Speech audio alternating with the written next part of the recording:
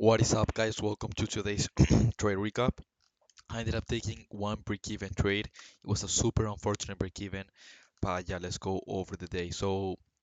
On my daily bias, I had a bullish bias. We had data highs from yesterday, Nvidia earnings.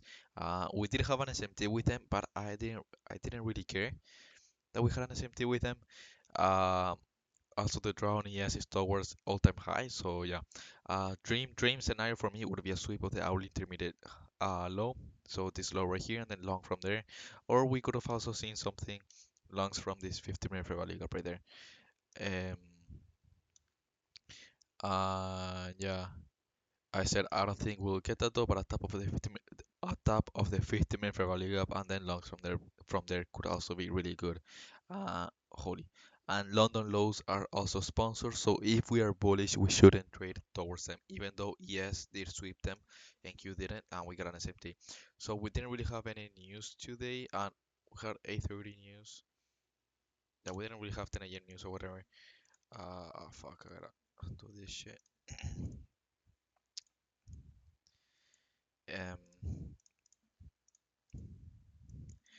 Um, yeah, so right at market open, we ended up.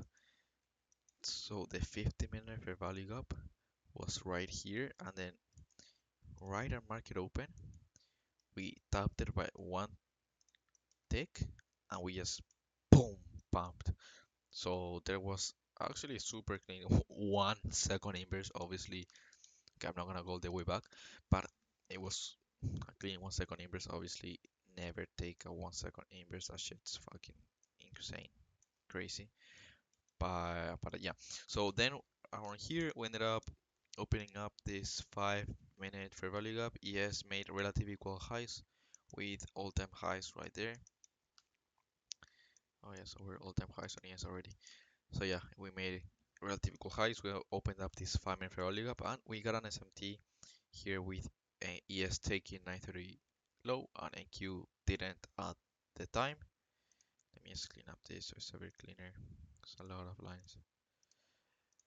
Okay, that's better. We got an SMT there, and so I was looking to take some longs around here.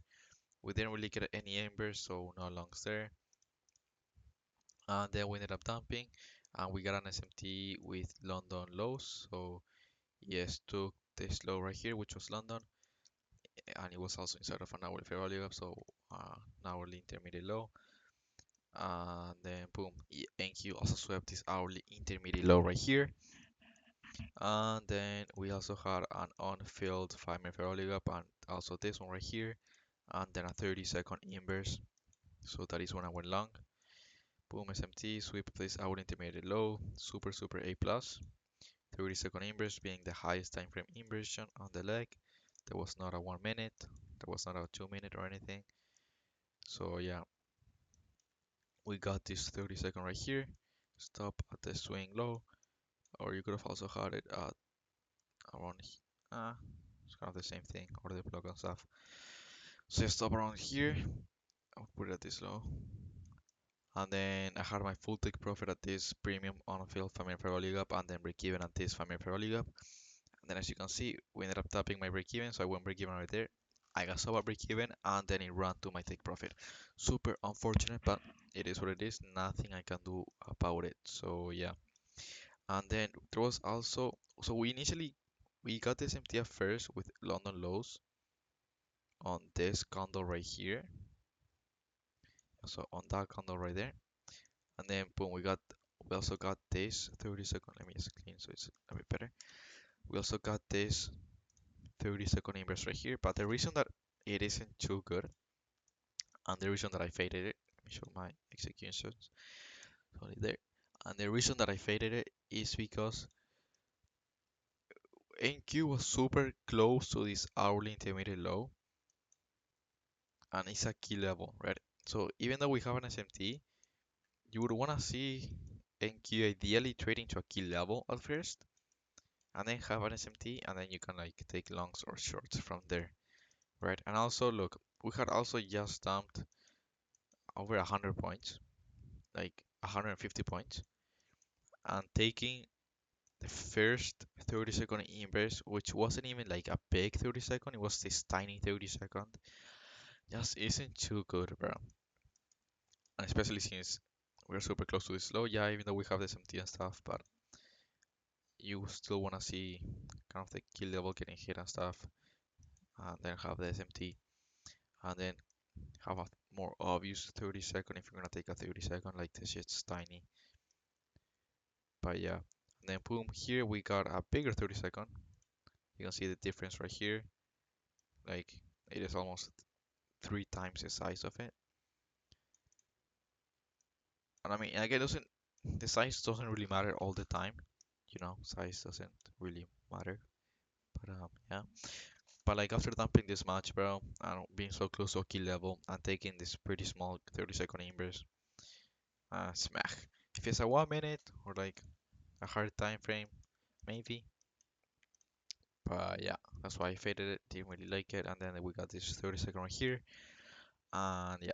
And then I was looking for longs once I got over break even and after I hit my take profit right here. So I still had a bullish bias. So we ended up opening up this 5 minute Ferrari gap. So even though we hadn't inversed this one yet, if we uh, trade back into this 5 minute Ferrari gap and get an inverse out of it, you could expect this Ferrari gap right here to get inversed.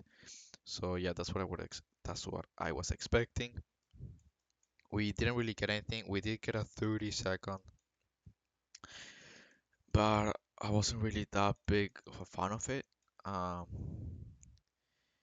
this 30-second right here. And if we had inverse like right here, or like one of the first few candles, then maybe yeah.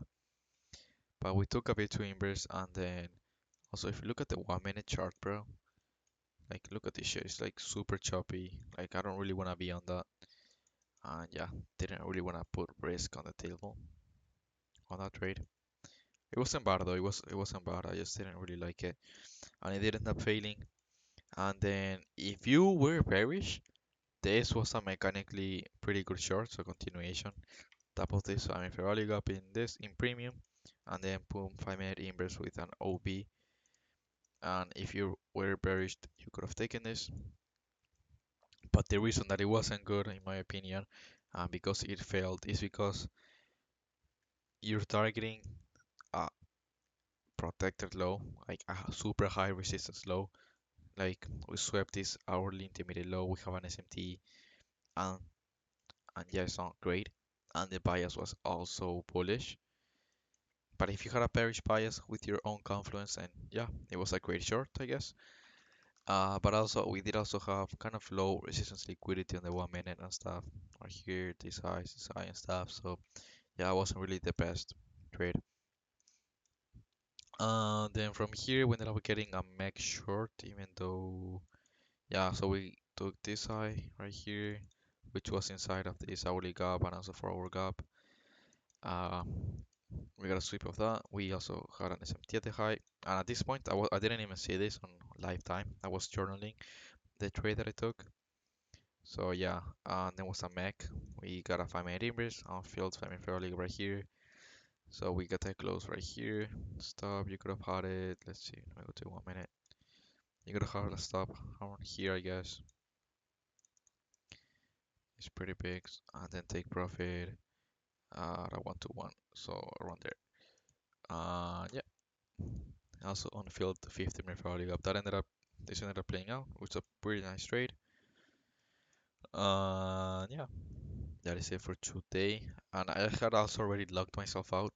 As soon as we took this high, I logged myself out because I don't know, I didn't really want to be trading after that. But this setup was pretty good. Yeah, that is pretty much it. Uh, yeah, pretty clean day. Unfortunate break even that I got though. But it is what it is. Nothing I can do about it. So yeah. Alright, peace out guys.